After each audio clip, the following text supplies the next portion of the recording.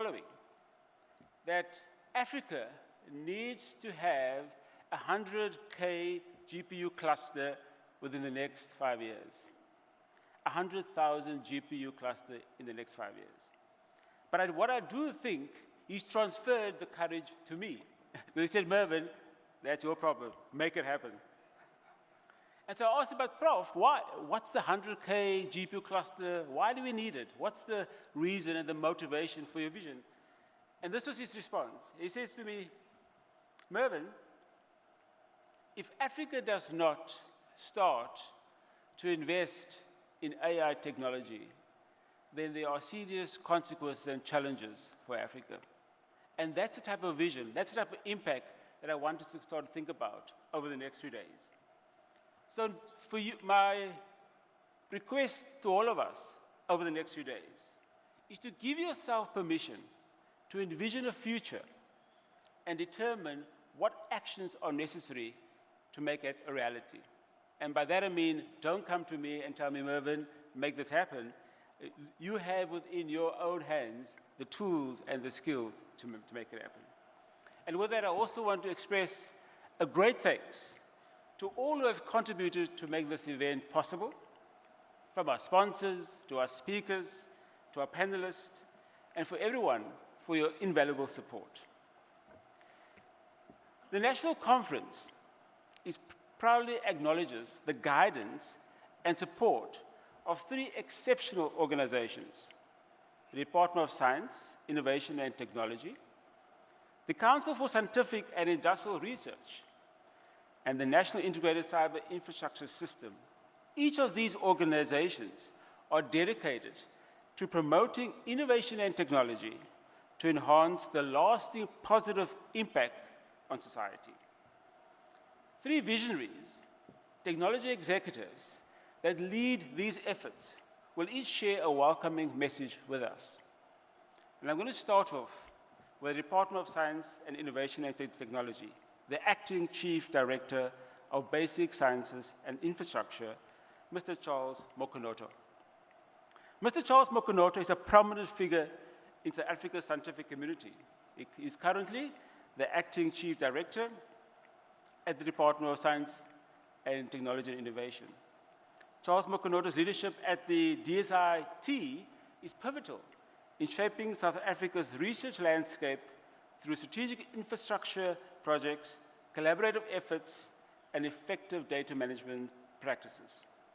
Mr. Mokonoto is actively involved in initiatives to foster collaboration between various research institutions and enhance the country's scientific capability. He has played a significant role in the South African Quantum Technology Initiative, SECURITY, contributing to strategic planning and implementation efforts to build robust quantum computing capability in South Africa. And with that, I want to welcome Mr. Charles Mokonoto. Thanks.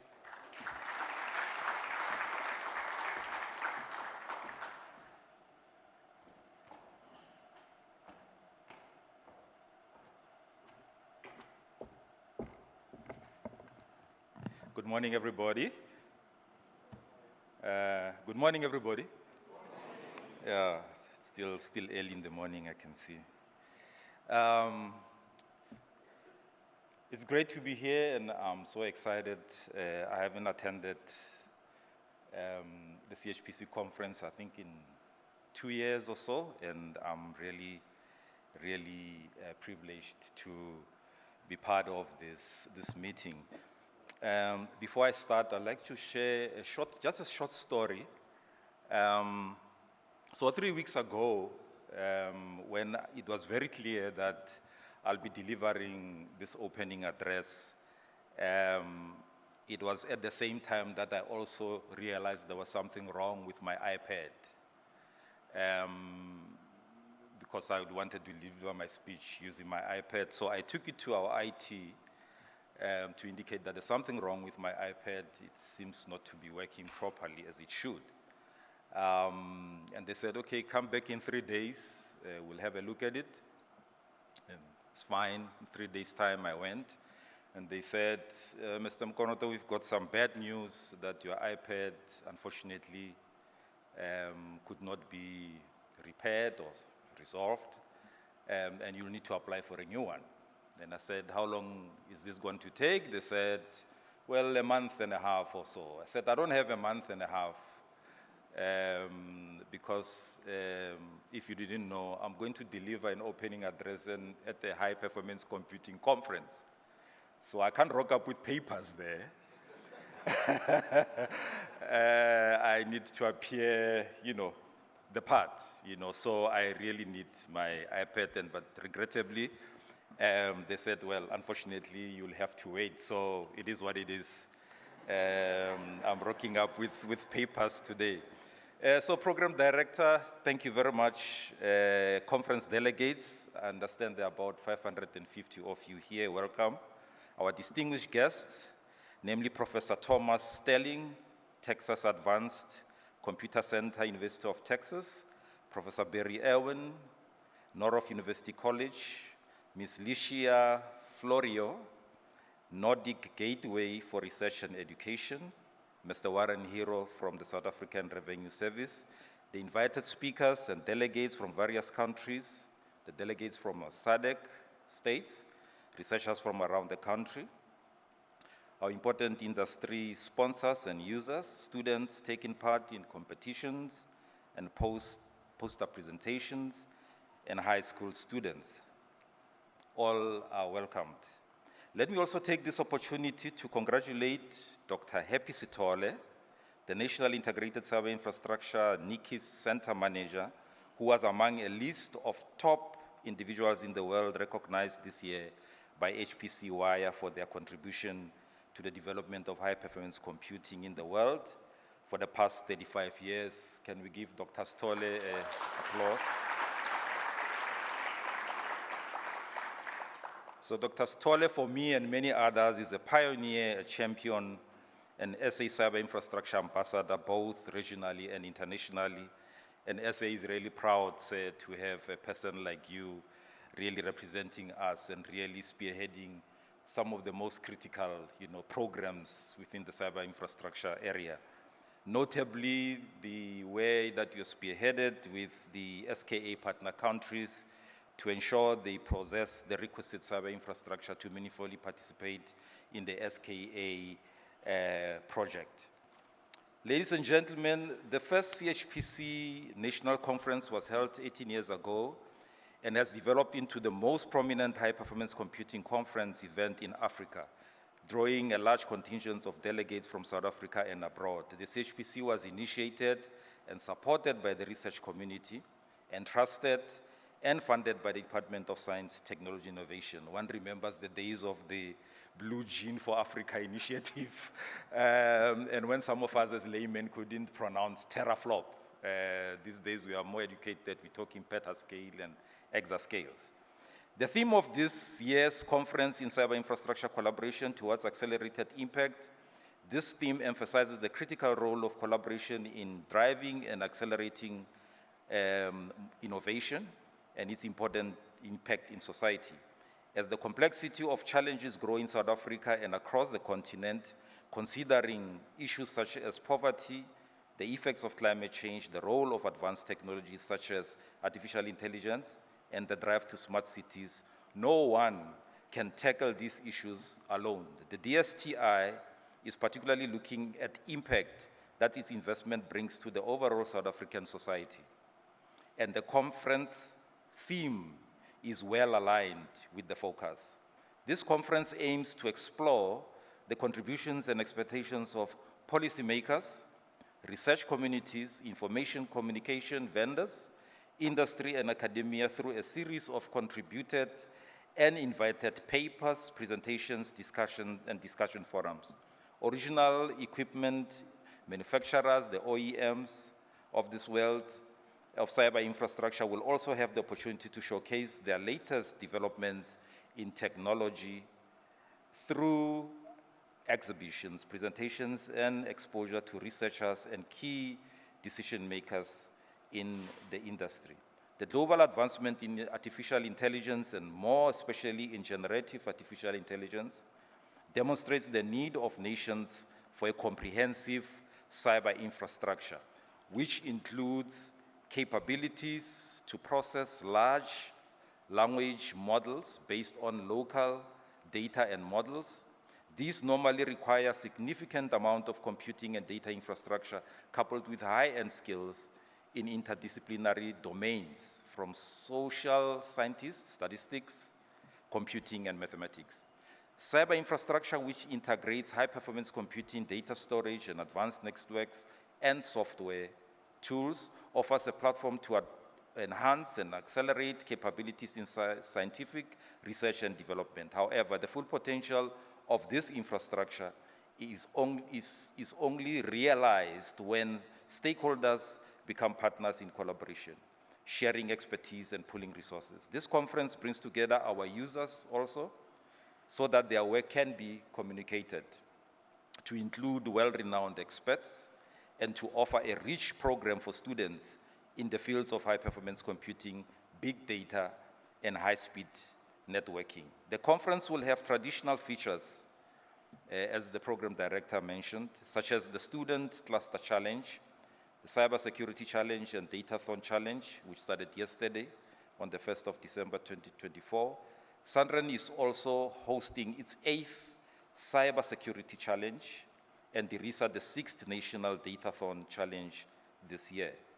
Through the generous sponsorship from industry, there will be various awards to the students, which are important to continue pushing for excellence within the cyber infrastructure community. The 14th SADC Cyber Infrastructure Meeting will be held in conjunction with the CHPC conference.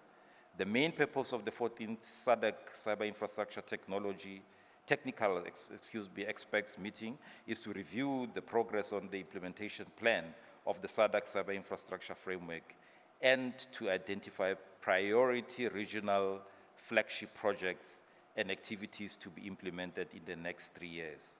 One of the DSTI's interventions, the National Integrated Cyber Infrastructure System, or NICIS, which is aimed at promoting computing and providing networks and data tools across all sectors.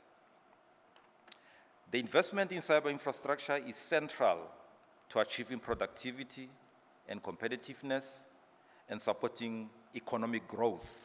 South Africa's investment in the NICIS through the DSTI is crucial for research, development, and innovation and contribution to the national system of innovation. The focus area of NICIS are guided by national programs and strategies. Therefore, the goals are aligned to support the implementation plans of these strategies. NICIS aims to support the implementation of the strategies, plans, and priorities of government, such as the Medium-Term Strategic Framework, MTSF, National Development Plan, the National Infrastructure Development Plan of 2050, the 2019 White Paper, as well as Science, Technology, and Innovation Decadal Plan. NICI's contribution to the above policy strategies and framework is demonstrated by the following selected activities. NICIS continues to provide reliable resources and services to its users' community. This is demonstrated by the utilization and demand for infrastructure and services across all NICI's components. NICIS is making an impact in government service delivery initiatives, as demonstrated by the work with the Department of Home Affairs, services to the South African Weather Service, the Department of Health, Department of Basic Education, and CETA. The National Policy Data Observatory, which was very pivotal and very critical during the COVID-19 pandemic, which is hosted at NICI's platform, continue to contribute to the critical data-driven decision-making capacity of the South African nation. NICI also participated in the Presidency Coordination Workshop on the Interdepartmental Working Group on Digital Transformation, co-creation which is aimed in transforming the government digital infrastructures. NICI also contributed on the final draft of the data analytics and AI strategy for CETA, which was submitted to the Coordination Committee for approval, and also preparations to host the International Data Week are also progressing well. The Tier 2 ALICE, this is at CEN service, has been restored and delivering service for the SAN community, making a significant input to the associate membership of the NICIs to the ALICE community. A global competitive ICT and cyber infrastructure sector creates a sustainable ecosystem, encourages research, and scientists to improve their research and compete globally. The provision of modern, well-funded cyber infrastructure facilities to South African researchers and research institutes is a key responsibility of the DSTI and must be systematically pursued to close consultation with all the relevant stakeholders. Today, the Center for High Performance Computing has a valuable opportunity to engage with its local and continental users. We are fortunate to have with us renowned experts in the high-performance computing domain, hardware and software vendors, prominent sponsors and students from this country, and many others. The DSTI is committed to investment in science, technology, engineering, and innovation, including the establishment and support of research institutions. And I would like to reiterate this. I was sitting on a board of one of our programs, and some of the members of the board, because there were some delays with the transfer of funding, because we're hard working on the contract, and they were lamenting the fact that it seems there is no commitment from the government to support this program. And I really had to stand up to really defend, but in a nice way, to say to them, look, we have set up these programs as the Department of Science and Innovation, and it is very important to realize that we are very committed to make sure that they get delivered. There is an expectation from the scientific community to make sure that we provide the requisite research infrastructure and cyber infrastructure for the scientific community. So this is very important for us, that this commitment, we take it very seriously as the department. The kind of government assistance fosters the creation and dissemination of knowledge and a country-level climate of innovation, and has a strong influence on the long-term competitiveness of the country's information, communications, and technology sector. There is no doubt that the country's ICT sector is critical to its long-term economic prosperity and growth. A global competitive ICT and cyber infrastructure creates a sustainable ecosystem. And we welcome you once again and hope that you have a fruitful engagement. I thank you.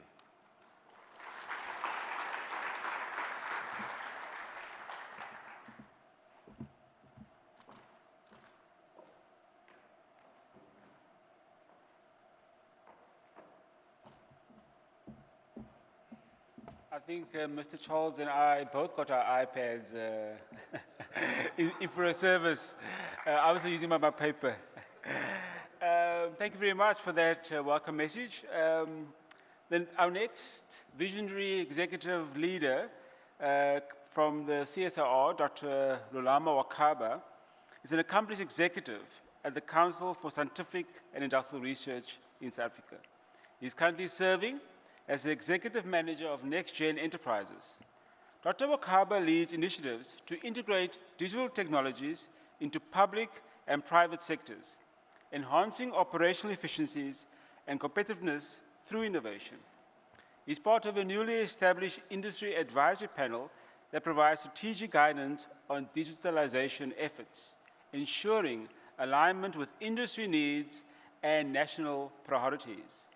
Under his leadership, the NextGen Enterprise Cluster focuses on developing capabilities in emerging technologies such as artificial intelligence, I have to use that word, the Internet of Things, distributed ledger technologies, and addressing challenges across various application areas.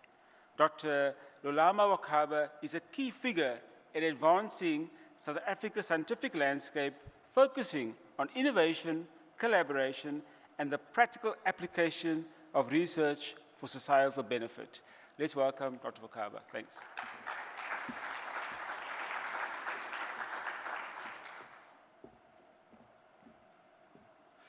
Thank you, Program Director, for your kind words. Good morning to all. Okay, I hear there's something's happening. Something's happening. I think Mr. Mukonoto got everybody awake. Once again, it's wonderful to see this place buzzing with high-performance computing and cyber infrastructure enthusiasts from across the country, the African continent, and other parts of the world.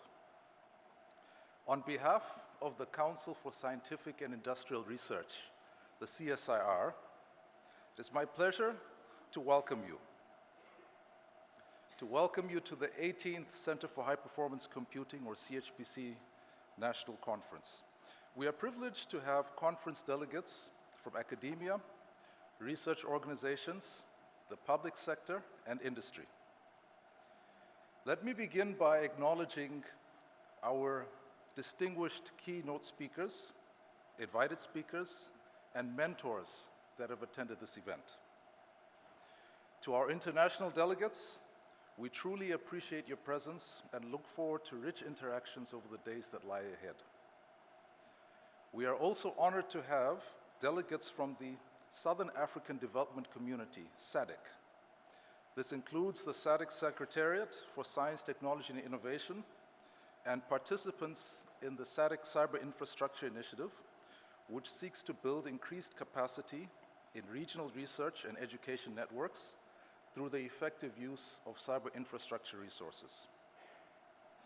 There are also principal investigators among us who run research programs at the National Integrated Cyber Infrastructure System, NICIS. There are postgraduate students, undergraduate students who are participating in various competitions, and also pupils from Cohen High School here in Gqeberha, accompanied by their teachers, of course. Your participation is highly valued. I'll also take this opportunity to acknowledge the participation and support from our sponsors. We're truly grateful for this. I also would like to encourage the delegates to take the time to visit the various exhibitions and sponsor booths. You'll also notice downstairs that the students are there working towards the competitions which will be taking place over the next few days. By now, most of us know that the theme of our conference this year is cyber infrastructure collaboration towards accelerated impact. Indeed, collaboration is central to the achievement of national and international developmental imperatives, such as the Sustainable Development Goals and Agenda 63, which is Africa's blueprint to achieve inclusive and sustainable socioeconomic development.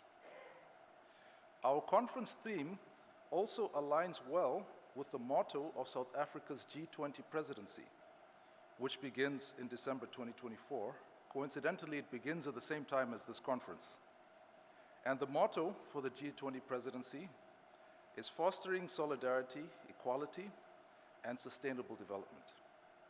In the work that we do, we use cyber infrastructure to achieve this objective.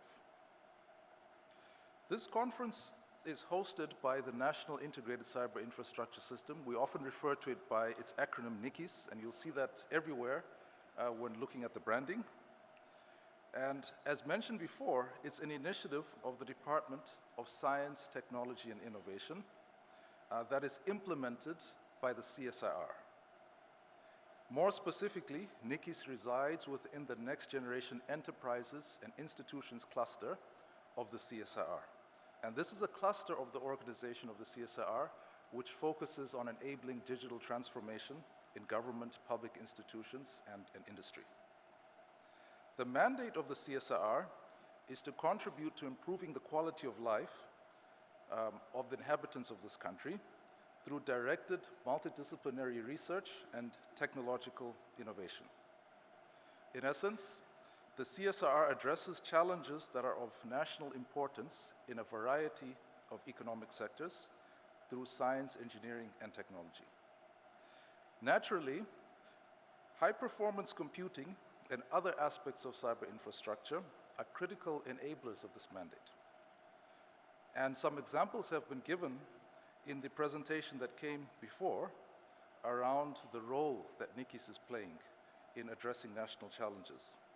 And perhaps I will mention a few here, such as the role that it's playing in the diagnostic work and solution pilot for addressing the systems downtime challenges at the Department of Home Affairs, which affects us all as a country. Another example perhaps I'll highlight is the role that NICIS has played in hosting highly publicized models, the models that were used to predict the recent outcome of the national elections. And of course, the National Policy Data Observatory was mentioned. This highlights the role that NICIS played in responding to the COVID-19 pandemic. And these are just a few examples. There are many more. The shareholder of the CSIR is South African Parliament, and this shareholding is held in proxy by the Minister of Science, Technology and Innovation. And this is an opportune time to acknowledge the representation we have from the Department of Science, Technology and Innovation, including Mr. Charles Mukonoto and other officials who are with us today.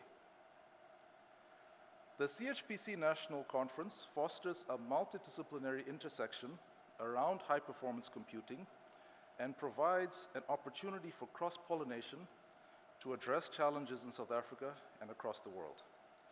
Over the next few days, there is a diverse program with a wide range of activities. There are topics in HPC technology and applications, high-speed networking, covered under SANRAN, and data storage and management covered under DIRISA. And you'll see those in the program as well. Thank you once again for your participation. Enjoy this conference and your experience at the Boardwalk International Convention Center in Gqeberha, the friendly city. May we have fruitful deliberations in the days that lie ahead. Thank you.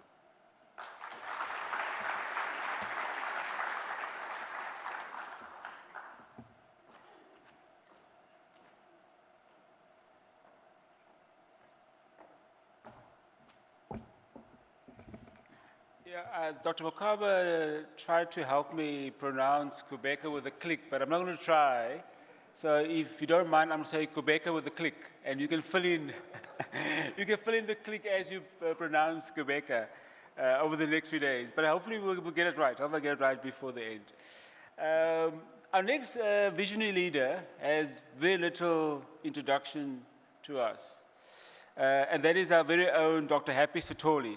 He's the Executive Manager of the National Integrated Cyber Infrastructure System in South Africa, which I'm a part of. And as you're probably aware, metaphorically speaking, three things in life always create the strongest anchor, right? I mean, I'm sure you will not sit on a chair where there are 2 feet. I mean, neither will you sit on a chair with 1 feet. Maybe you will. But it was Dr. Sithole and his vision back in the early 2007s that conceptualized NICIS. And as I said early on, when we think about impact, you need 2 key ingredients. You need a vision and you need courage. And it was Dr. Sithole that conceptualized the vision of NICIS that will enable the digital infrastructure environment to support our researchers. And as you've been made aware of, he's been recently awarded with the distinction of being one of the HPC legends. Now, if you, like me, we like to use a more colloquial terminology called the GOAT, isn't it? I mean, that's kind of how, I mean, the legend is a very much an American thing, but we like, he's one of the GOATs, the greatest of all time.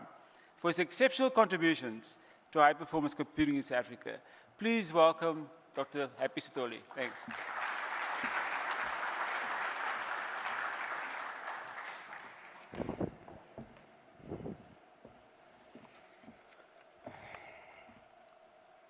Good morning.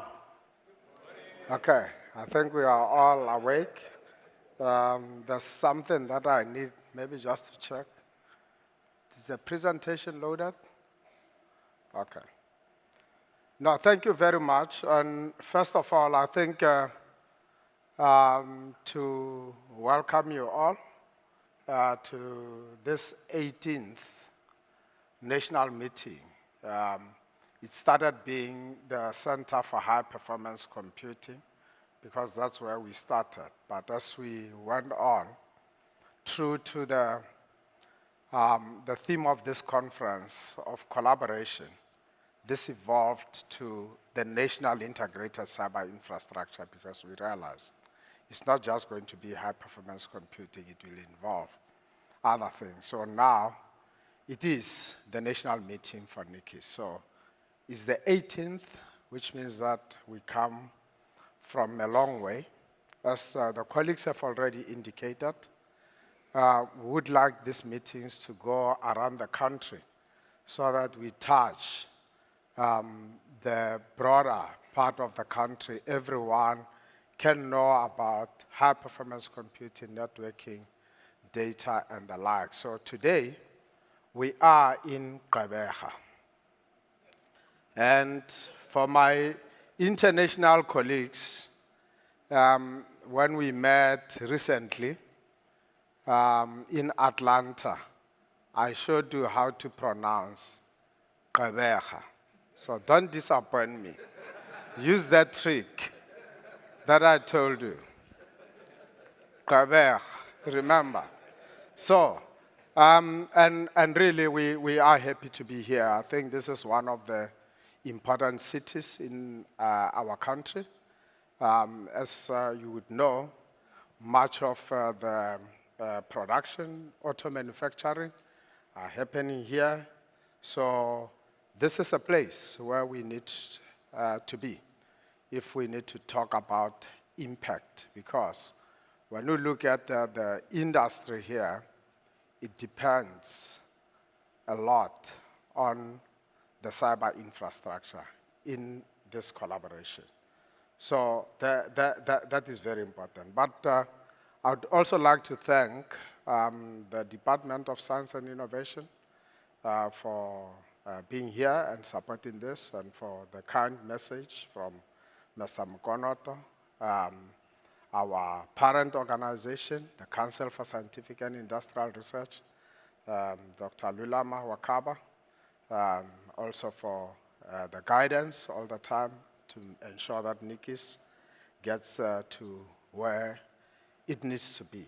And we cannot reach this meeting without the delegates. And one thing, looking at we get into the 18th meeting, we sat and realized in 2 years' time, this meeting will be reaching the 20th meeting. And I looked, supercomputing globally, SC was reaching 35. So we are at 20. So we're not that far away from where the world is. So I think looking at that, it came to us to think about there has been people who have really been consistent in this meeting. And I was pleased to see at supercomputing that they have been tracking and looking at people who contributed at the development of this. And truly, even for South Africa, there are people who consistently have been in this meeting and making sure that we can get to where we are. And I think we are looking at that, looking at how are we going to recognize your efforts. So look up to that as we work towards 2025, and then 2026, that will be the 20th meeting. What are the sort of recognitions that we will be taking? So we have got really accurate statistics. So we'll know those who have been attending throughout. So you won't be you won't be cheated. Yeah. I'd also like to thank the NICIS team for organizing this meeting. You know, coming up to the 18th meeting, before, like, we would be struggling in putting things together, but I'm pleased, you know, this year, I came early here, and when I got here, on Friday, I found that the booths were already built. Everything was already working. This venue was hosting another event, but the following day, it was already well prepared. So I think for Werner and the team, thank you for making this arrangement and making life easy for yourself. I see that I've got very little to do nowadays. So thank to the team in doing that. And what I would also like us to get into when we think about this meeting is that where we come from, when we started, is we were just saying we are investing in high-performance computing, networking, and the like. And with the Department of Science and Innovation, for them to take that risk and first put that first 20 million rands and say, let's see what we can do. And that's where the whole thing started. But with that, they were looking at what is it going to give us. And that is where we had to demonstrate, do we really need this as a country? And immediately the story had to start from there. And I believe with the contribution of everyone here, especially the researchers, we managed to demonstrate that we require these facilities because of the outputs that we managed to give all the time. And one thing that we are focusing on now, which is also the challenge for the department and also for our government, is we want to sell to the men and women in the street. And to the men and women in the street, it's not about we have got the facilities. How does this impact me? And hence the word for the program director that the key word for this meeting is we need to look at how do we come together and make impact. And it is through that impact that cyber infrastructure will show its worth. I think a number of things that we have managed to achieve as a community now shows that these are doable. The small steps that we are taking, making sure that our nation can avert disasters. We can improve the quality of life. We can make life easy. Those are the sort of impact that we are going to see. And ultimately, to be able to make sure that our worth can be clearly quantified.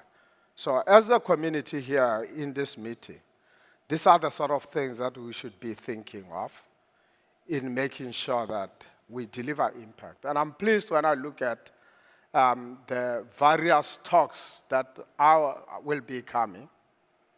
We are looking at the various applications, how cyber infrastructure is impacting on various applications. Applications in different domains, your health, in our industries. So those are some of the things that I want us to make sure that we emphasize and look at how do we move from where we are. And also, how does this impact to men and women in the street? The type of things that have been talked about, we are talking about getting the knowledge, data-driven decision-making. So those are some things that I'm really looking forward to hear. How are we going to be able to demonstrate that? And I'm really looking forward for our keynote speaker for today, who at least is going to tell us how this impact comes to rands and cents. Because I think that's where it also becomes so important. But the other thing that we're also looking at here, which Mervyn has been saying, he has to say this word, AI. You don't have to just say this word. We saw globally also, they say, on HPC, bringing AI everywhere.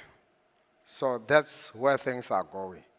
And I see our friends from Intel here smiling about this because that's a tech line. So we're bringing AI everywhere. It is here. It is with us. We cannot avoid it.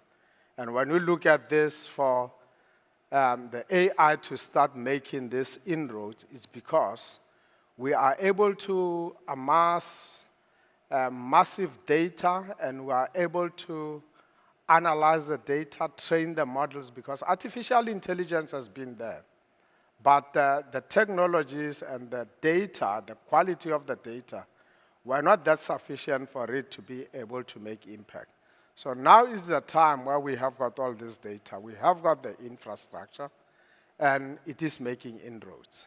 So for us sitting here, it's how will artificial intelligence then be able to impact us in this part of the world?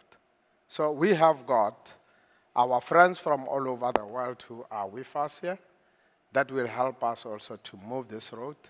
Our industries who require these AI tools who will be able to guide us on what do we need to do so that we can help them to make impact. But lastly, I think in recognizing the delegates here is the future generation, the kids from Cowan High School. Please, my kids, stand up. You can stand up so that everyone can see you.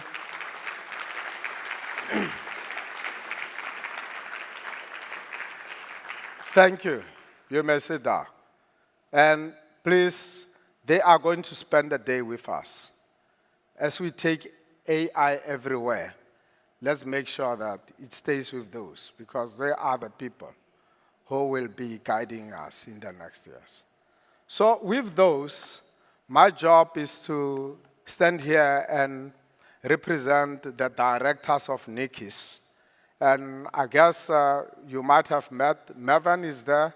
He's the director of the Center for High Performance Computing. Mervyn, I think people have seen you.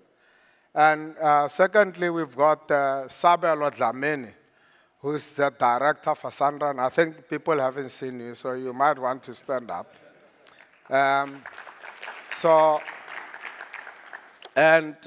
We have got the new kid on the block, Dr. Manda, Dr. Mo Manda. He's the director for the Data Intensive Research Initiative for South Africa, DIRISA.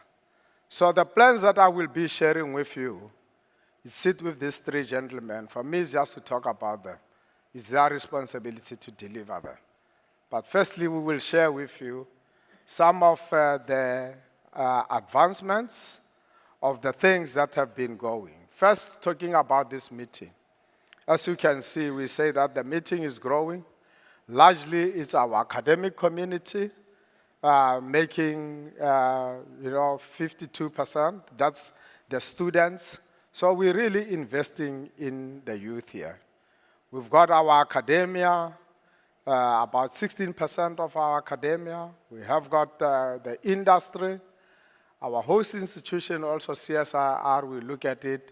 It's really participating, showing why cyber infrastructure has to be there, because they have got interest. They use cyber infrastructure. So this is just basically how the configuration of the delegation is. But what is also important is that we're moving around the country and we want to see how is cyber infrastructure representation in the areas that we go to.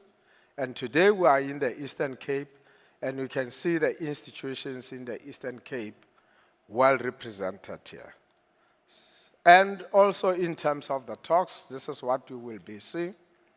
Our keynote speakers, plus the industry inquisition, which will be talking about the technologies. What are the advancement in the technologies? Got various parallel sessions. We also have got beds of the feather, student poster competitions. These are the poster competitions are actually the work that is being done on cyber infrastructure that's demonstrating impact. And we have got the various competitions of students, which is, again, their investment in the future. So those are the various compositions. Of course, we go in this meeting, as much as the Department of Science and Innovation recognizes that this meeting is important for people to meet and talk about cyber infrastructure. But we also welcome the contribution from industry. We have got the various sponsors from the industry. With the sponsorship from the industry, we are able to bring this number of students and guest speakers here, and we also make sure that we support the student competitions. And you can see there are various sponsors who give prizes to the students so that they can continue doing some good work. So we really welcome the contribution from the sponsors, and we can only get to where we are here because of this contribution. Now coming to the services, the cyber infrastructure is maturing. As we're going into this level, you can see we have got a solid broadband connectivity in the country. As part of the cyber infrastructure, there has been deployment in various provinces. You can see that the new links that have been deployed, Limpopo, Free State, in the Eastern Cape. The data transfer, we're making sure that for you to be able to transfer the data from your labs, that becomes easy. So all those have been done. And also, on top of that, making sure that the seamless integration between the cyber infrastructure entities to move data from your storage, transport it to anywhere. So those things are being done. But again, we are ensuring that this cyber infrastructure is secure. So other things that are being done there is the increased vulnerability assessments. And you would see that how the institutions are being supported to be able to transact securely on our platforms. And as the previous speakers have talked about, also supporting some of the government departments on ensuring that they can see the proper rollout of cyber infrastructure on their side by doing proof of concepts.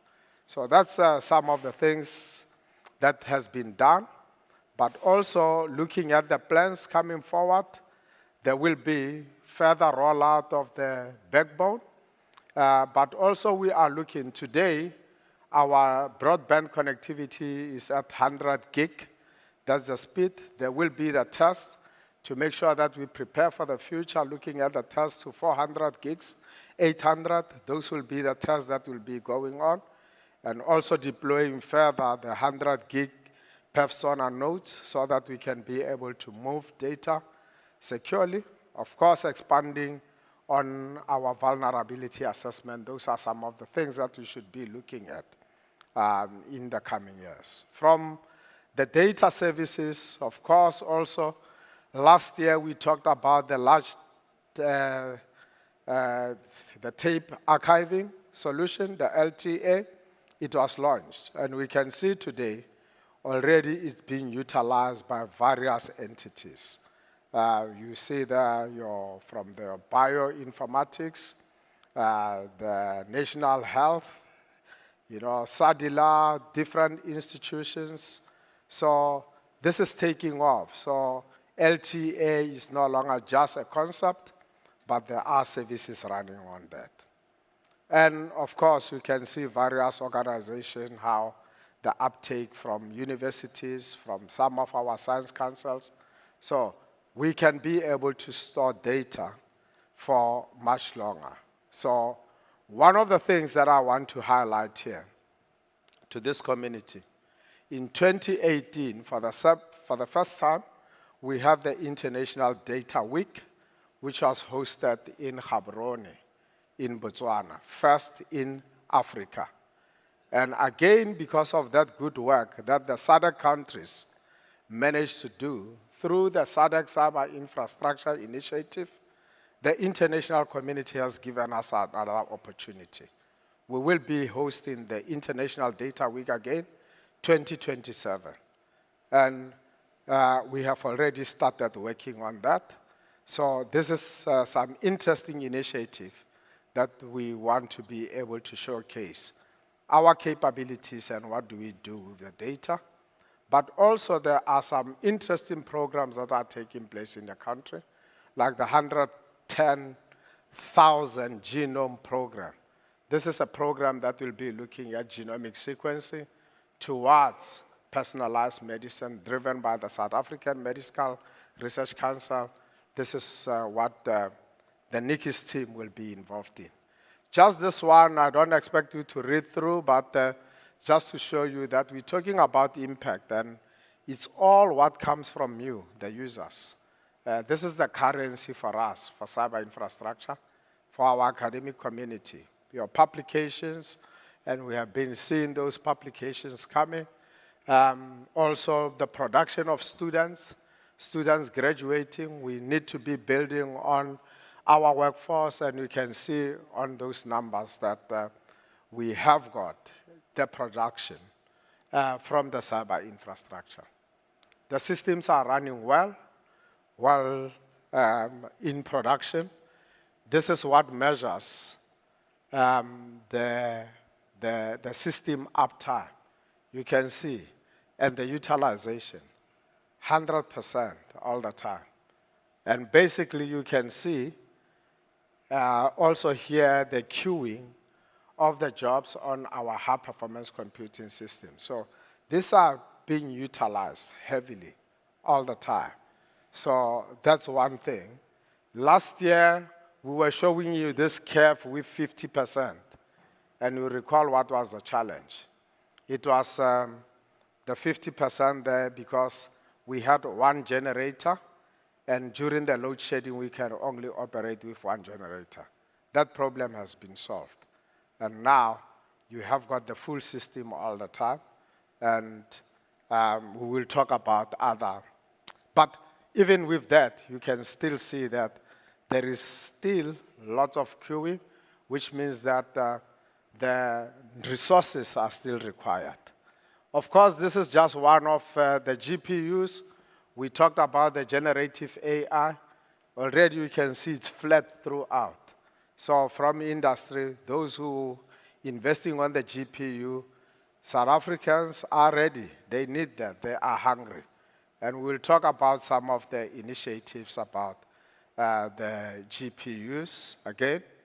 Our cloud system, Seboa, which is our OpenStack cloud, you can see here being heavily utilized, different sectors benefiting from the utilization of the system. I think the other part that we would like to share is on our contribution to the Large Hadron Collider, or the ALICE, that after some time that the service was down, now this service is up and running again, and we have been welcomed as an associate member in the ALICE. So obviously when we look all over the world, this is the only service in the African continent to ensure that we support the high energy physics community. And now in the new plans, as we have seen, these systems are heavily utilized. We've been talking about the deployment of the new system. So already you can see the sneak peek of the system. It's already been built in the industry, so it's coming. We will be having 4 times the capacity, and this will be delivered, the time frames as you can see there, about February 2025. We are going to make some of the announcements here in terms of access to that system, because already we would like to get some of the users who can be able to push a lot of processing to have early access to the system. And we will make this announcement to you. So those who have got time and big simulations that they want to make now, we will be taking those simulations and giving you early access. I think the colleagues from HPE, I'm not sure that Dr. Utz is here already. Matai, is he here? Okay, so Dr. Utz will talk about that program on how HPE is going to be giving access to that. And I think the other one also looking at this is our colleagues from Cambridge have got the other system, which is an AI machine in Cambridge, the Dawn, that they will be providing access to some of the Intel accelerators. So these are some exciting programs as we prepare for this deployment of the system to be able to showcase some of the things that we can be able to do there. I think the other thing that we have been working on is to make sure that we can be able to provide you with support 24/7. We have been doing this, but with people not formally being on site. So this year, our standby model has been approved, and you will be talking not to AI, but to human beings, because there will be people who are working, because on standby being there 24/7. Normally systems work, but we just want to make sure there is somebody on site who can be able to assist you. So that's one addition. And the other thing that we're looking at is also on the monitoring of the network, deployment of the CACTI monitoring tool. And lastly, quantum computing is a reality. And I think we touched on it about the security. And we have got some of the users already who are using quantum. Mainly we see that uptake from the quantum chemistry community. We already have got a number of users. We have been testing with a few qubits, and we are ramping up that service. And this is something that we will look at in 2025. And again, 2025 is declared the quantum year, so there will be a number of activities also around the quantum computing. With that, I hope that it gives you at least a view of what is happening in Nikis, what you should be expecting. But from my side, I'm really looking forward for these 3 days and the number of things, the interactions on how do we fit into this program. And I'm hoping that my colleagues are here. You'll engage them further. We want to hear if this does not talk to what you are expecting. We're looking forward to your views, because we can only deliver the service that you, our stakeholder, the community, you require. So with that, I would like to thank you, Program Director, to give me this opportunity. Thank you.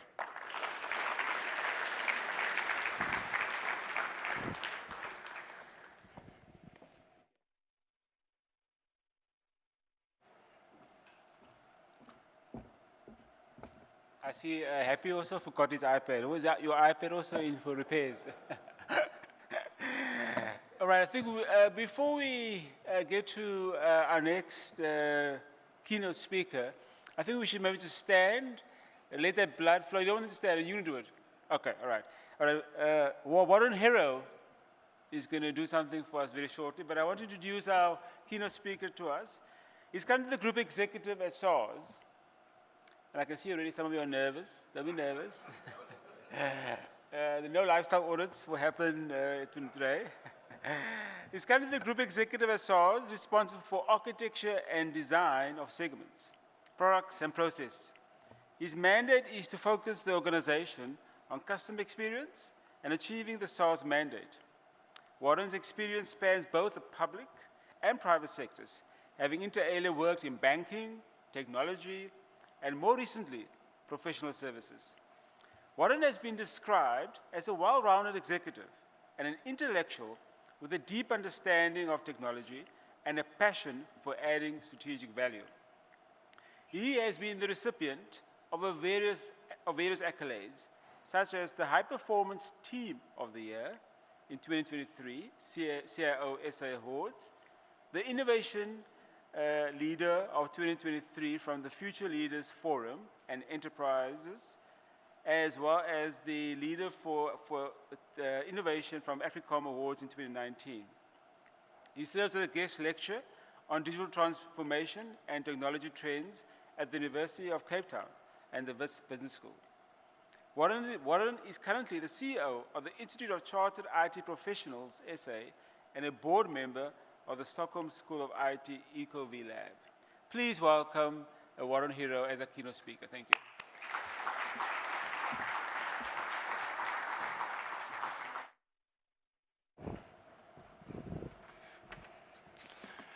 Good morning. How are you doing?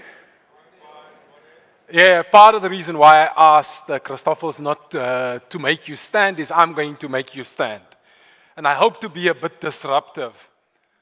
Here are the instructions. In a while, I want you to stand up and I want you to turn around. Those right in the back, unfortunately, you're going to have to face each other. So you'll have to deal with that. Hopefully, you find someone. And all I want you to do is I want you to find someone that sits behind you. So the first two rows will face each other and then so on, right? And this is the question I want you to ponder with each other. I want you to ask each other the question, how did you get into the room? That's the question. Each person has 2 minutes. So the exercise shouldn't take longer than 5 minutes. So I want you to get up, find someone, stand and answer this question for each other. How did you get into the room today? Stand, be disruptive. Yes, stand.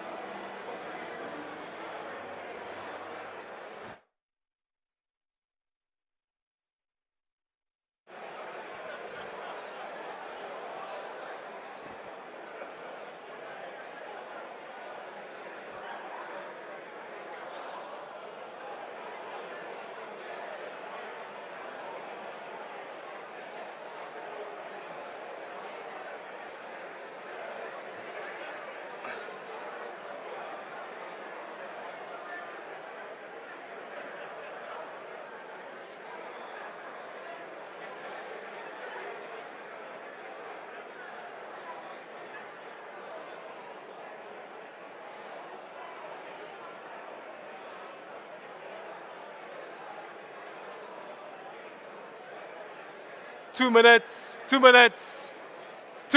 go. Remember, the question is, how did you get into the room? That's what we want to know.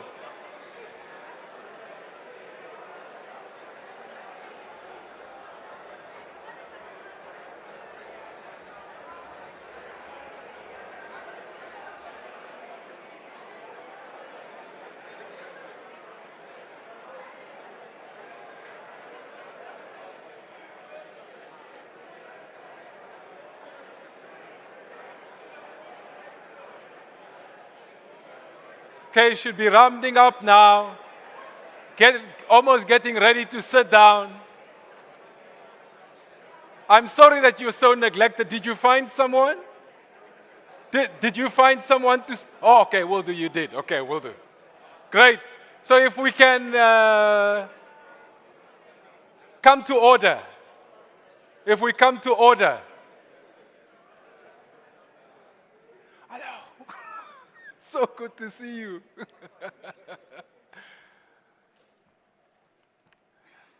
The thing I always find amazing is how the room volume goes from 0 out of 10 to 15 out of 10 like that. Isn't that amazing? Yeah? One of the things that I always believe is the fact that we use the wisdom in the room. And it looks like there's a lot of wisdom in the room. Could I ask 2 people who are willing to share some of the insights around the question about why people got into the room? Who is willing to share? Come up quickly. Come up quickly. Don't be shy now. We just need 2 people just to answer this question about how you got into the room. Great, come. We need one more. Okay, then one more. Great. Come. Is it on? Just tell us why you got into the room. Good morning, everyone. I came here because I want to learn more about high-performance computing resources because I'm a researcher and a mentor for the students at the expo that are also designing some clusters, and I'm also doing the research that is containing deep learning models, which are very heavy and need something like high-performance computing to run so fast and quick. Thank you very much. Thank you. Morning, everyone. So me You can getting- stand closer. You can stand closer. It so won't me bite. getting in this room started many years ago. When I went to go and visit my dad at his work, and I asked my mom, why is my dad working so hard?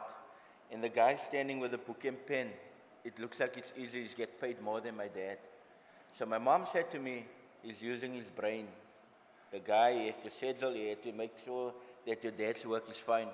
And ever since, I knew if I use my brain, one day I'm going to stand here and I'm going to be in this room. And that's how I ended up in this room. Yeah. Thank you. History is such an amazing thing, right? When we connect, there is such power. And it's amazing how when we are exemplars to someone, how lives change, right?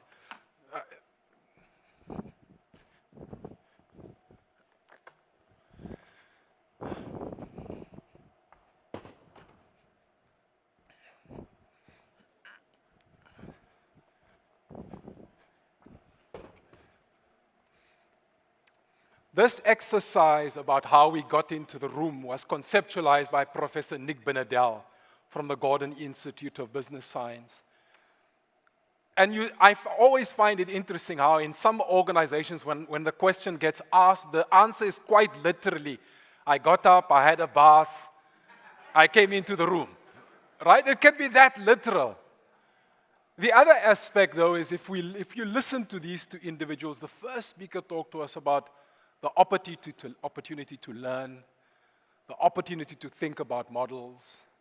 And the second individual, did you hear when his history in this room starts?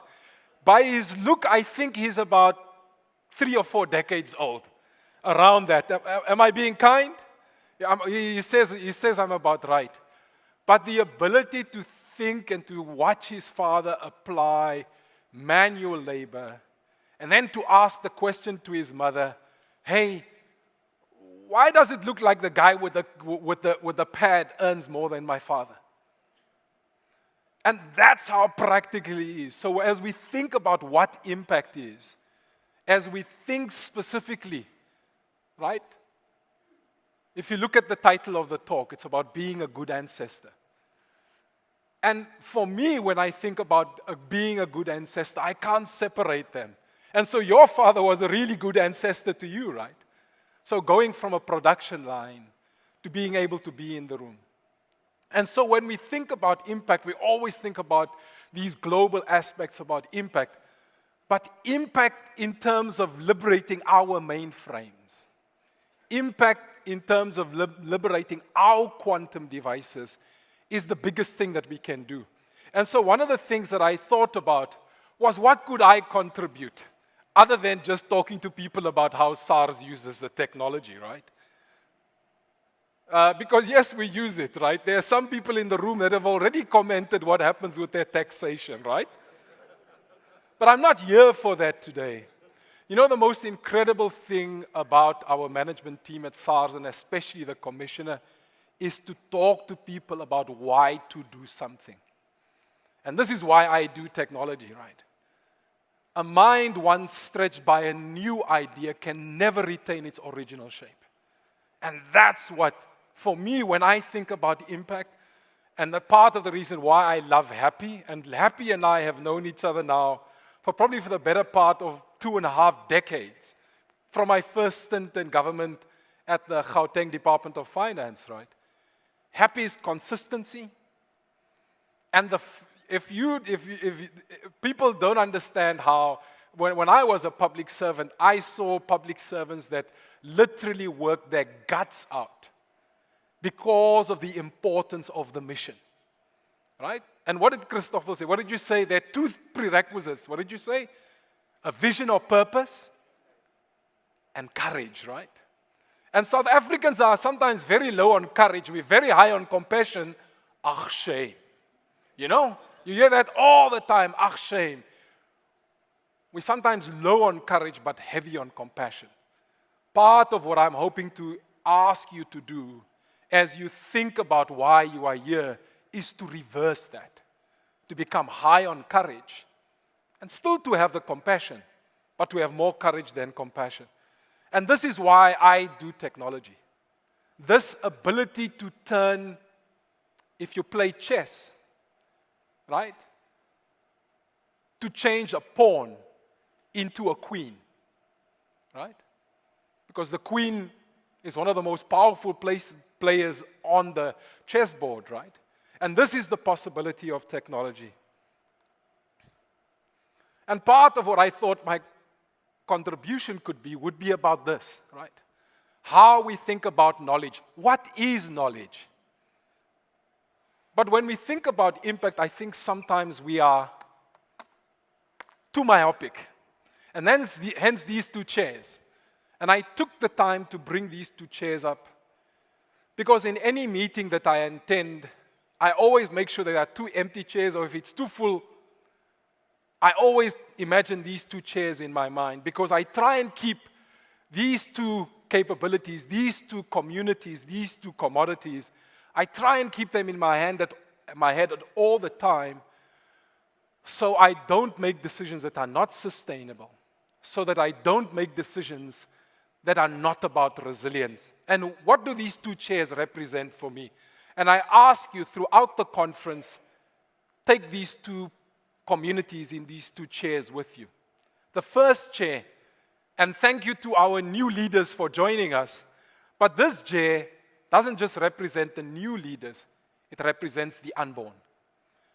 Because if we don't deal with the climate change issues that we are facing with, then our behavior, the way we burn fossil fuels, our individual behavior will not give these individuals a good world to inherit.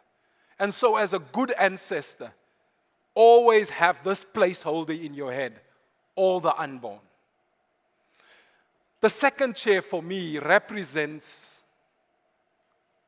all things natural, our air, our water, our soil, right? Because once again, the issues that we're facing with on this little blue dot, if we don't deal with these issues, then these individuals will inherit a place that will be highly compromised. And so when we think about impact, and as you have conversations throughout the conference, remember these two chairs and understand what they represent. One of the fundamental challenges that faces us, Drucker talks about the fact that our greatest danger in times of turbulence is not the turbulence, it is acting with yesterday's logic. And so part of the opportunity for you as researchers and everybody here is to push the boundary about what is not just today's logic, what is tomorrow's logic, and how when I get up tomorrow, do I make sure that my logic actually evolves? Because if it doesn't evolve, then we face significant challenges. We've all seen this before. VUCA, book ended by 2 Ds. So in this case, it talks about the fact that disruption is characterized by VUCA. The second D is part of the solution. And we know the problem, right? We've spoken about what the nature of the problem is. I think this D is part of the medicine for VUCA and part of what I hope to answer at the end of this conversation about what is the medicine for VUCA. This is our world. When I joined Microsoft, we were turning out bad software every 3 years. When I left Microsoft, we were turning out bad software every 6 weeks. But at least it was faster, right? For those of you who don't know, I used to be the Chief Technology Officer for Microsoft, and I'm back being a public servant for very good reasons. But part of what Right, don't discredit the dark side. The dark side helps us understand the light side, okay? Appreciate that. But in this world we have, acceleration is key. And the nature of what we do, so we in this case, part of what we have to do to remain relevant in the market is to show improvement every 6 weeks. Beyond the digital era is the algorithmic era. And as Christoffel said, what did you say, Christoffel? You have to say the word, right? Artificial intelligence. But part of what I would believe, and I want to put words in your mouth, is the fact that why don't you like this word artificial intelligence? Because it is an anthropomorphism. That's early in the morning, my lips can't deal with it. It's an anthropomorphism. What's an anthropomorphism? It is assigning human qualities to inanimate objects. And so the thing I would say to you, part of the issue around artificial intelligence, it is because it is not intelligence yet. It is still inference. What is an LLM? It predicts the next most logical word. And so therefore, I'm with you, Christoffel. I call it artificial inference because it's an anthropomorphism. But in this algorithmic era beyond the digital era, it requires multiplication and how we multiply.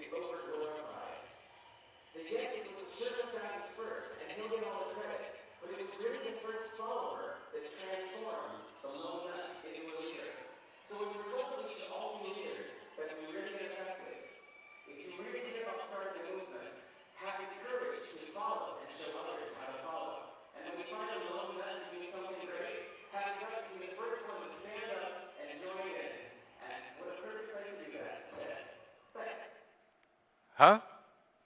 Who knows what that picture is? Because I saw some people with sneakers in the room, like the new arrival at Dirisa, with his ones on. When did this happen? Who watched the Olympics? Right? So, now you are spoiling. You must understand there's a geek and there's a nerd. To be a geek, you must be a student of almost everything. Who are the two people in the picture? It looked like the DTI knew who it was. Because it looked like the DTI. Yeah? Yeah? Yeah, it's French, Wembanyama. Right? This is the semi-final at this year's Olympics. Steph Curry is about my height, 6'2". Victor Wembanyama, also called the alien, is 7'4". And look, Curry is literally on the floor. He's on the court, shooting over Wembanyama. Right? And Curry made this shot. You ask me, Warren, what's the relevance of this? You know, when we think about impact, we often face monsters. We face aliens. But the ability to understand that what we do as technologists, what we do as geeks, is about both art and craft. I think sometimes we get so focused on the science, we forget about the art. And when you look at this man play, who now, even if you combine the top 2 3-point athletes in NBA history, will exceed the combined 3-point total for both of those. But this man understands it takes practice. He out-practices absolutely everybody. He's on the court first. He's dribbling 3 balls sometimes at the same time. But he understands the fact that his sport, yes, is about the science, but it is also about the craft. And so part of the ability, once again, to think about these groups of individuals, and this is why I showed you this issue about starting a movement. We often think that what we do is about logic, and we don't understand that what we do is about starting movements. Ideas are viruses. They're just viruses for this thing. The opportunity that we have is always to ask where Pareto is, right? And anybody that has worked in a big bank will tell you that Pareto, that the world is unevenly distributed. But part of what we do is we act like the world is evenly distributed. When I worked for a large African law firm with almost 110 partners, I got to understand after having individual conversations with them that all I need to move the curve was 16%. Was literally 18 of those leaders. I needed to make sure that 18 of those leaders were on side in order to move the curve. But the issue that I needed to do to move the innovators and early adopters was 16%, because you can see here in the diffusion of an idea, a virus for the mind, there has to be social proof. And so I had this 85-year-old partner who, when I walked into his office, didn't have a computing device, but had a lot of paper on his desk. And he said to me that one of the things he often has to do is, as he does a client consultation, was he then records it on his dictaphone, comes to work, gives the dictaphone to his secretary, and she takes the time to transcribe it. And I can tell you this wasn't long ago. Right? I then said to him, but do you have a mobile phone? And of course, he takes out the latest iPhone 16. Now I've given it away. I've told you when it was. He takes out the latest iPhone 16, and I said to him, have you used your personal digital assistant? And he says to me, what's a personal digital assistant? Have you heard about Siri? He says, I've heard about Siri, and sometimes she starts talking, and I don't understand why she starts talking on my phone. Just so happened that his daughter's name was Siri. Right? And I said to him, what you do is just record on your phone, and once you've recorded, I'll show you what to do. And so he calls me up, and I said to him, who do you want to send the recording to? I wanted to send it to Nick. So I say to him, say to Siri, I want to send the conversation to Nick. Nick who? You have 3 Nicks in your context. Which Nick would you like to send it to? To Nick up. Conversation sent. Would you want him to have access to the transcription? Yes, please. Let him have access to the transcription. Transcription accessed.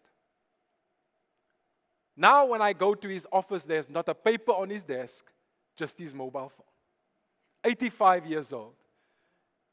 And the impact for that person is the fact that the way he practices law has fundamentally changed that day. Because now he understands how to use some of these other digital assistants to search the conversation. And in searching the conversation, he can find opportunities to make a difference to his clients' lives. Because now he has a brief precisely on what his client wants to do. Where's Pareto for you? Don't think that the world is evenly distributed. Understand that the world is unevenly distributed. This is where they talk about long-tail economics. And if you don't know about long-tail economics, I'm here the entire week, come and find me, right? Look at the 80-20 principle. I'm not going to go through these, but I want to show you how it shows up in real life, right? And especially, this is why I love Happy, right? And notice it says, I love him, right? I love that brain, right? 80% persistent, 20% ideas. And since I knew you, you were always clear about where the improvement had to happen, right? And with Nikki's, now the next step of that improvement, quantum and artificial inference together, right? Pareto is so important because as a leader, as a manager, when you understand where Pareto is and you use Pareto, it becomes unbelievably powerful about the impact that you're willing to make because you are willing to prioritize. Ad break. Thank you very much, Werner, for the arrangements and your team. I think they've done such incredible work. Really appreciate it. I also want to thank, the DTI as well as the CSIR for having such vision over time to make sure that Happy stays, right? Because I have some other ideas about how at the revenue service, because of the challenge that we face, because we are grey listed, right? So the cost of capital and the real impact on our economy is quite significant. And we're busy with this thing called the modernization of the VAT system. I really think there's some really cool stuff that we can work on together. And we've actually been asked by the commissioner to engage you in that regard. See, I've already taken part of your capacity, right? That fourfold increase in capacity, I've already taken it. So I've already told you. And it's now part of the record, so you can't deny it. The thinking process has two parts, right? When we think about epistemology, right, the way we think about knowledge, the thinking process has two parts. There's a divergent part and a convergent part. What part do we get paid for at work? Do we get paid to solve problems or do we get paid to dream about the problem? Dream about problem, solve problem. What do you get paid for, Christopher? What does Happy pay you for? Dream. Can you see how disruptive he is, right? See, this is why Happy employed him, absolutely. Huh? But in real terms, what do you get paid for at work? Solve problem. This is what you get paid to do, right? Where's the quality in the thinking process? Is the quality there or is the quality there? Where's the quality? It's this side, right? Because Einstein says that I wrote you a long letter because I didn't have the time to write you a short letter. Because a short letter makes me think about what is the important message that I want to relay and how do I make sure that I weave that message through the paragraph so that you can get perspective. This is uncomfortable. This is emotionally uncomfortable for human beings because it means to suspend judgment. It means to think about perspective. Appreciate that most organizations don't like that. However, and this is part of the appreciation for the way researchers work, is the fact that the researcher, when it thinks about knowledge and the way we think about knowledge, is to make sure that the perspectives that we have is always appropriate. Understand Einstein, when you go into his own writings in his journals, spent 10% of his time here and 90% of his time there. 90%, people, 90%. My boss, the commissioner, always says, you converge too soon. So you leave opportunities to create solutions. You leave those solutions out of the table, off the table. Don't converge too soon. And even in the conference, as Professor Nick Benedell challenged us, how you got into the room is important. The fact that you are here in the room, you have an opportunity to learn, to grow, to be provocative, to be disruptive, right? As Christoffel is, right? You saw that earlier, right? Because his perspective on where he spends his time, right? He's just trying to make sure that his performance agreement is dealt with when the increases are announced. It's just an economics, right? You must never apologize for economics. Economics is economics, but don't let the economics destroy the quality of your thinking. Be a pragmatist. You can see I'm a pragmatist, right? We saw this world top skills for 2027, World Economic Forum. And if you look at these group, what are some of the observations? When you look at this group, is this just analytical? Is this just technical? This exhortation that I'm making, what we do is not just about science, it is about art. Have a look at the top two. Have a look at the top one. Who has recently completed their STEM degree? A degree in STEM. Who, right? What part of the curriculum was there? None. Zero, right? Huh? Right? And this is the illustration. What we do is craft. What we do is craft. And why do I say that? We have such an obsession with STEM, but we don't appreciate that philosophy, that art is often the thing. You know that art precedes language. Do you know that? If you go back to the evolutionary history, art precedes language. And so as you think about this, as you think about craft, right? Yes, it's about the hard science, but appreciate it's also about philosophy. It's also about art. Become not interdisciplinary. For me, this sets the challenges for us to be transdisciplinary. Part of the reason why in most organizations that I've worked for, we could accelerate the digital transformation. At the large law firm, we replaced 3 ERPs in 4 years because we realized that it is a craft. And so we didn't just teach the lawyers technology, we taught them philosophy, we taught them purpose. Also, so that was from the WEF. This one is from the WEF, right? And it talks about organizations that are future fit, right? Organizations that are future fit. Can you see once again, right? This is from the WEF. This is empirical studies. This is good research, right? This is not Malcolm Gladwell's blink, right? No good research foundation. But to please Christoffel, have a look at that last one, Christoffel. And I didn't put it on here. Why is it? Because if you have to think critically, if you have to think critically, then courage is a fundamental component of that. It's a fundamental aspect of that. And why? Walter Truett Anderson talks about the fact that an organization, right?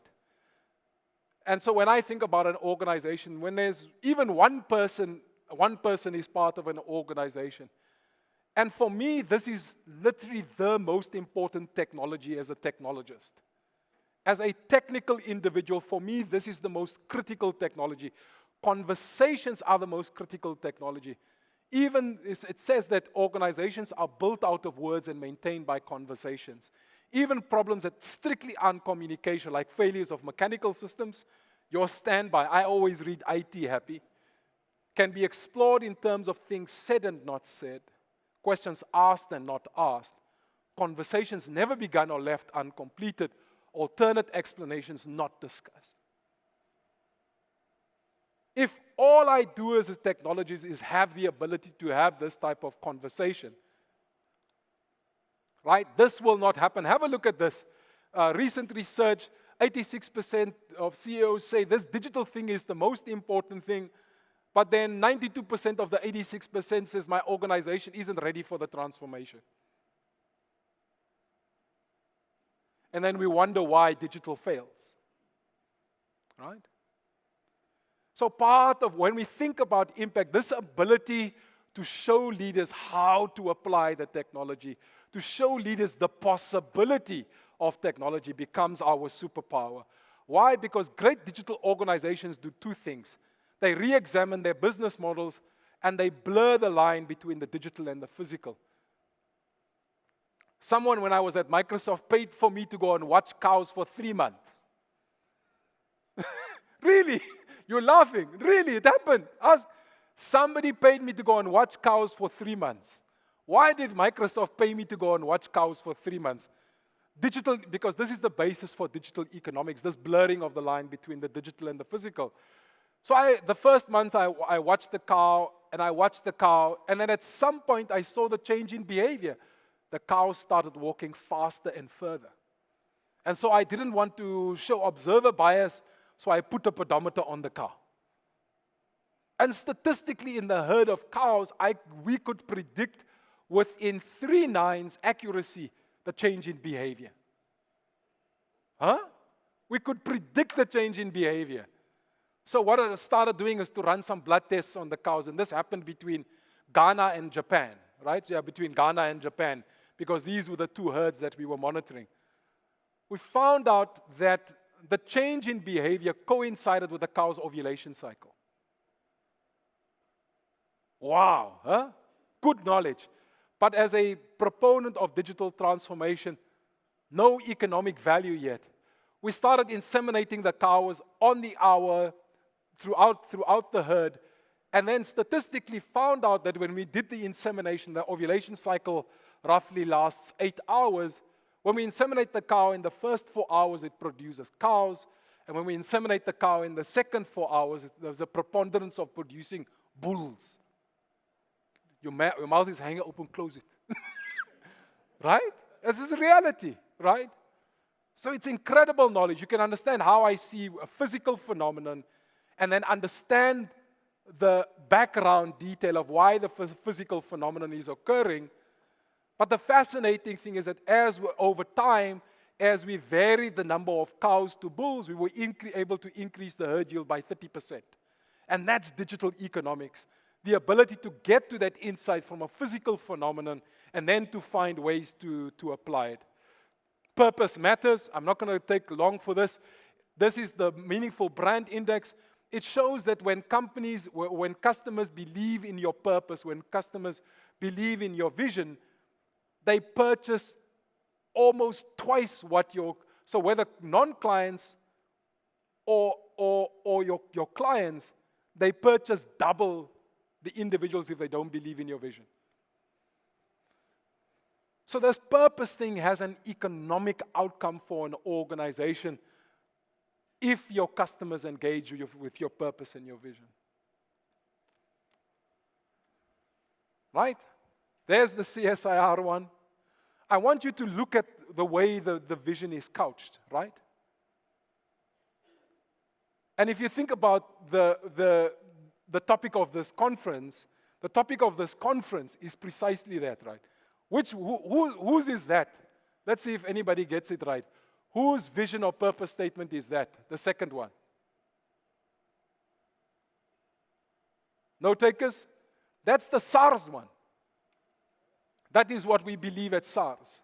And this is, when I showed the commissioner this is part of why I thought that there's such an incredible ability. So talk about this VAT modernization. We want to be able to allow a business not to consistently do their VAT submission and then to wait 2 months for their VAT to arrive in their account. It's a huge impact, 15% of your capital released, right? So think about that. So how do we do that? The South African Reserve Bank is busy with an instant payment system. And in the context of that instant payment system, you can understand if we are able to, with something that looks like a distributed ledger, able to show the transaction flows in and out of your VAT account, we would be able to do real-time settlement in your account, right? And that's the idea. So between the instant payment system and something that looks like a distributed ledger, we're looking for the opportunity to do that. All right? But unless people feel safe, they won't be disruptive, right? Unless people feel safe, they won't just bring their bodies. There's this R&B song that says, your body's here with me, but your mind is on the other side of town. Yeah, no, Happy knows that song, right, Happy? But the reality is, leadership creates this context for psychological safety. And this is literally the determinant of team performance. If you have psychological safety in your team, it is significantly higher likely to be a high-performance team. And there's Amy Edmondson did the research, and most of the hyperscalers, most of the big tech companies, this is what they breed in their culture, right? I'm going to go through this quickly just to show you why people work. Play, purpose, potential. And so you can understand why right now, if you look at the Gallup index, only 17% of people are engaged at work. 17% of people want to be at work and are engaged to do work. And so, how do you find time for your team to play? How do you find time as a leader, which is your most important attribute, to connect people to the organizational purpose? And then how do you find time for people to develop their potential? Because when people develop their potential at work and you give them the ability to apply it, it becomes unbelievably powerful. You were talking earlier about sitting on a two-legged chair, right? There's a three-legged chair. And this issue, whether you think customers or whether you think employees, this ability to create inclusion is built on trust. But those are the three legs of the chair. And for those of you who go camping, if you lose one of these legs, you can't sit on this chair. It's worthless. Right? An adjunct to this issue around psychological safety. I'm going to build this out quickly. Carol Dweck talks about a thinking environment and how to create a thinking environment. I was really going to be disruptive and ask people to walk out and to go walk with each other. The interesting thing is that when we walk together, and it's such an interesting understanding about our human brain, right? When we walk together, our old brain, low in the brainstem, deals with the fine motor neuron control to put my foot down properly so I don't fall over. So that means during a walk, my neocortex is exposed. So in my team one-on-ones, when I compare a one-on-one sitting across from a desk from each other, 1.5 conversations, our walking one-on-ones, 22 minutes around our block in Mikkelneek in Pretoria, 5 conversations. So if you're into productivity, this understanding of the thinking environment and the importance to create the thinking environment, there's some really incredible work on how to be an astronaut in here, but also an astronaut of your environment. And I think the project is called the Happy Places Project. Have some really good research on this type of cultural hacks to increase productivity. Right? Gartner's continuous next about new results are built on new capabilities. What's a capability? Mindset plus practices. Organizations spend a shitload of time, sorry for my French, on mindsets, right? But they don't think about the practices that should follow the mindset.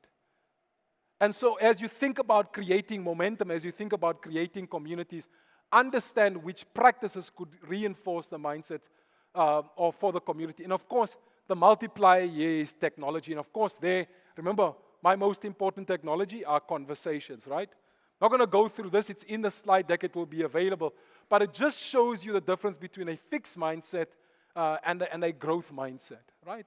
Work by Carol Dweck. All of the references are there. They say that when you steal one person's work, it's plagiarism.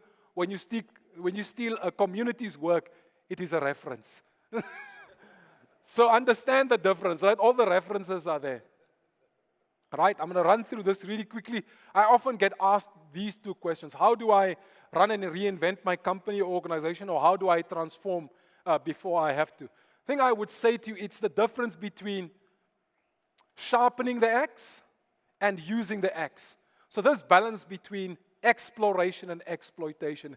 And understand that these exist as a cadence, right? There's a harmony between these. And you have to make sure that you balance exploration and exploitation. Because if you do that, only 2% of organizations in the world are seen to be able to appropriately balance exploration and exploitation. Because if you do that, have a look at this is a fictitious organization. It shows the percentage contribution, bottom line profit, if the innovation ecosystem is nurtured properly. 71% contribution, bottom line profit in 10 years. Reality. I mean, it's such an incredible, for what you do in innovation, there's a reality, right? Because if you do that, if you balance this using the axe and sharpening the axe, you get ahead of the crisis, you invite challenges, you think in multiple time scales, but you're always skeptical of success. The biggest predictor of organizational failure is organizational success. Why? Because it diverts people's focus. This is how I think about, and I talk to my organization about value. Experience over expectations. I always talk about the fact that when I started working, I bought my mom some flowers. I arrived home and I was the best son in the world. After a couple of months, I went back home and I forgot the flowers. I got back home and I was the worst son in the world. Two consecutive instances, and I went from the best son to the worst son. It's important to understand the algebraic expression of this, because organizations then understand why we consistently have to make investments to create value. Once again, one of the uncomfortable graphs, the difference between linearity and exponentiality. Most organizations like the linear curve, because when I take step number 1, I can see deflection of the x-axis, right? You can see the progression. Have a look at the exponential graph.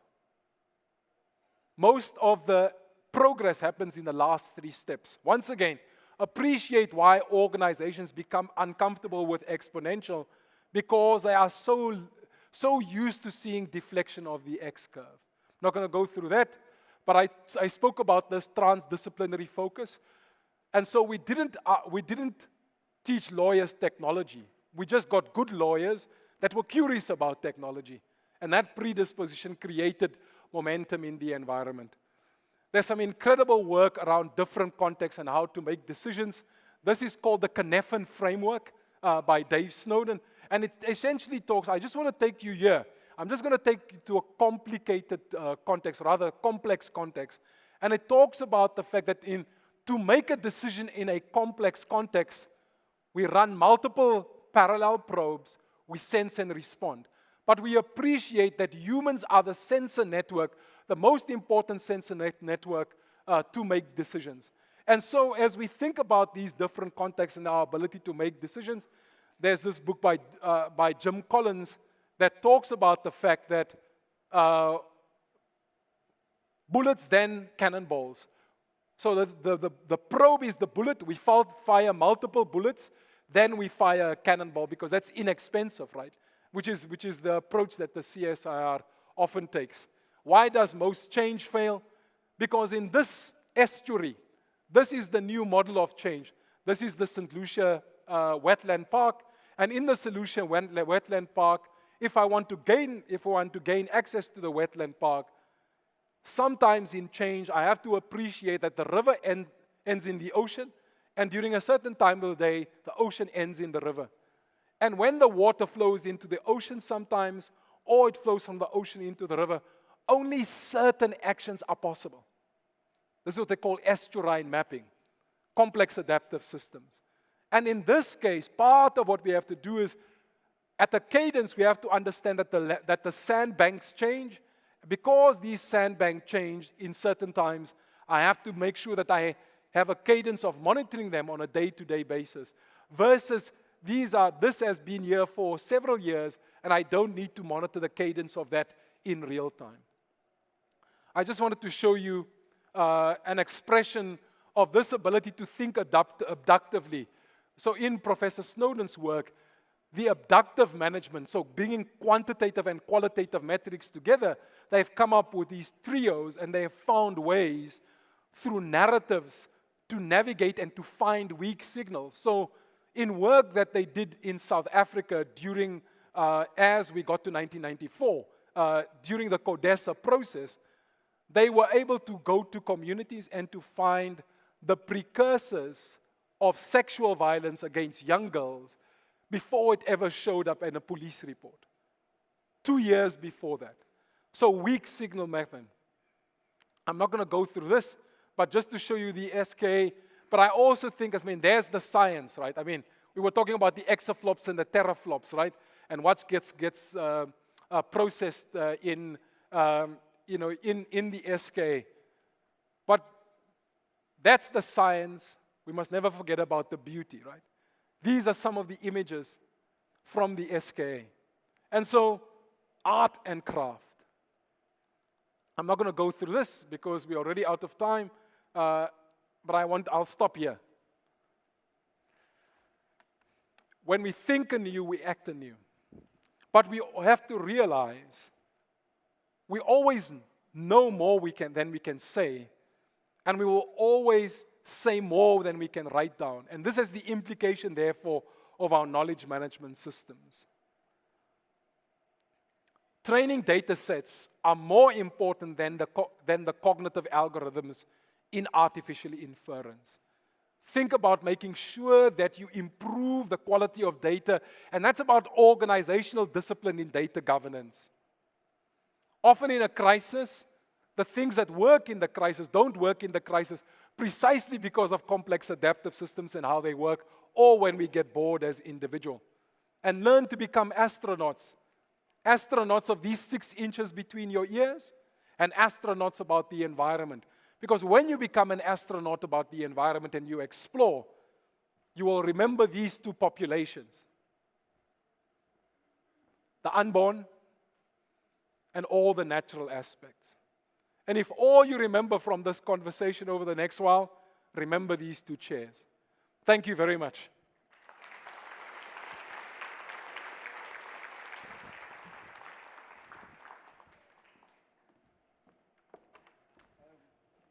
Before you go, thank you to Warren for giving us a lot of things to think about. I myself have got a 6-month vacation to look at cows, and I'm building that into my performance agreement, and it's on the record, so I'm quite excited with that. But on behalf of Nikki's and the conference, thank you for giving us such a wealth of your knowledge and sharing that with us, and we appreciate your time this morning. Thank you, Christopher.